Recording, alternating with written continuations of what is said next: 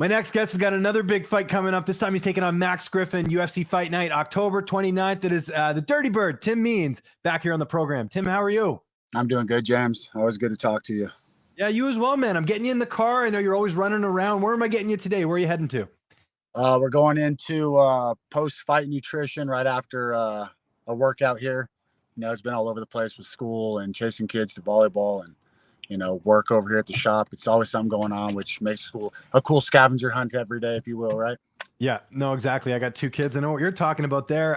Was this the right amount of time off in between fights, or were you trying to fight a little bit sooner than this?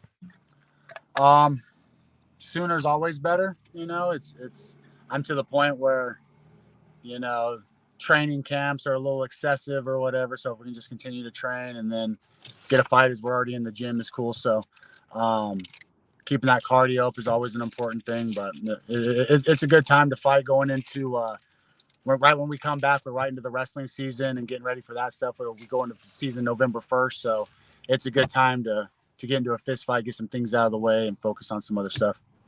Looked like you got a full training camp for that one. Is that accurate? Yeah, absolutely. Yeah, it looked like plenty of notice. And just how excited were you when you found out you'd be fighting Max? I mean, this has got Fight of the Night written all over it. Man, it's kind of the go-to, the 1-2 deal. It's another tough fight, another tough guy, a guy that's been around for a while with Max. So, fan-friendly fight. We're in Vegas Halloween weekend, so you know it's going to be a cool night and a fun fight. What's it like fighting another veteran like him? You guys, I mean, you have more fights than he does, but he's another guy that, you know, has worked his way up to get to the UFC, kind of like yourself. How are you looking at this fight from a style perspective? I think Max has gotten better, hands down. I think he fought Kobe Covington on one of the shows when I was supposed to fight Sean Strickland. Strickland got hurt. I wound up getting a late notice fight for that card.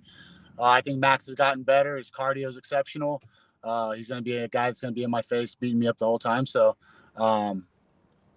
he's a guy that you don't have to go find. He's another one of those guys that just it's a fun fight for that reason. You don't have to chase him around and try to figure him out. He's a guy that's going to come try to get in your face and win the fight. So.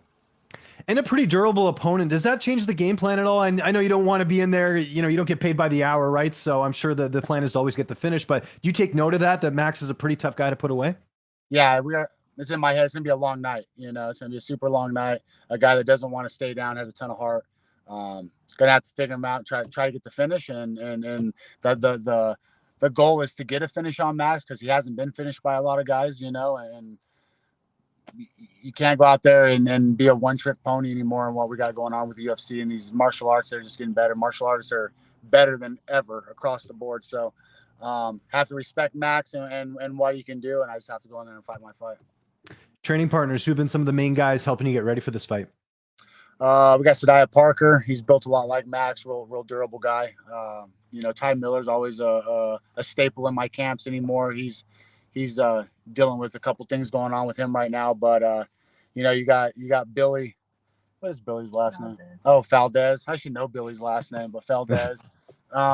Guys that have been in my corner for a long time, guys I've gotten to work with quite a bit, and just big durable guys in their own right and making names for themselves. So keeping the gym full of hungry young guys that keep me on my toes.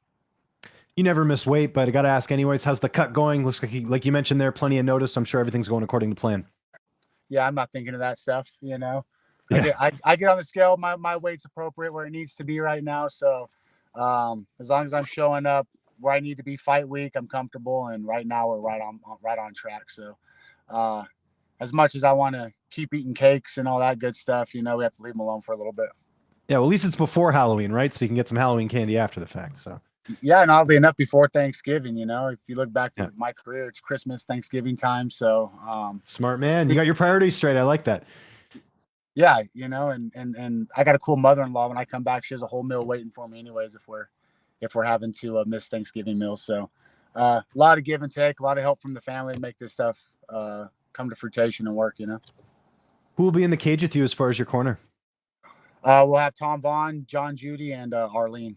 You know, Arlene Sanchez Vaughn will she hasn't been to a couple of the fights, you know, but she'll be making the trip for this one and getting back into the groove of things. And I know you're expecting a war. How do you see the fight playing out?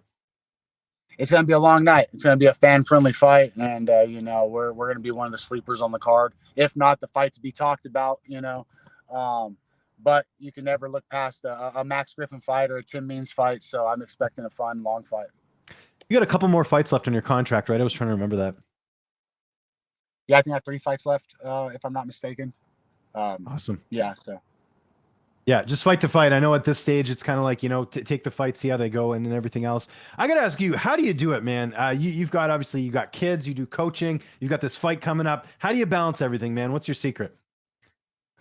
I think the fighting is like kind of like a little bit of like frosting on the cake, if you will. We get to deal with all the animosity and all the stuff in life, and get to let it out on fight night and go perform. Sometimes it might not go the way we want with wins and losses or whatever, but you still get to vent and you still get to do something we love to do, or I love to do. And I've always said, as long as my body allows me to cut the weight and I can stay healthy and all that good stuff, I'll get to compete for some time. And here we are at the end of that road, or getting closer to the end, and it's been happening. But being able to compete is huge. So I'm thankful I get to do those things. And then, like I said, or like you were saying, balancing everything else in life, getting to vent and get some frustration now is important. Yeah, it certainly is. And you're a guy as well that, has been in the UFC for a long time. How have you been able to keep the longevity going, whether it's your training or what are some things you've learned over the years that have allowed your body to still, be able to compete at this age and pick up wins? I think sports science is at an all-time high compared to when I first started. Maintenance on the body, all that good stuff, and then nutrition and hydration has been a big deal. Something that I need to continue to focus on. Clearly, I kind of cut corners at times with that stuff and mess up here and there. But the body maintenance and the sports science, that stuff, and the recovery work has been massive. So I would recommend that to everybody out there on being able to stay healthy and heck, even when I broke my leg and my own ankle, being able to get to PI, get the recovery done, learn how to do the exercises at home, those things, and be back in the cage by the end of that same year. The stuff is just phenomenal on what sports science has done for all sports across the board. Before I get you out of here, I know it's been a couple months since the fight happened, but Leon Edwards being the new welterweight champion, just what was your reaction to that? Because it looked like Usman was going to win another decision, and I don't know where Edwards lands a shot.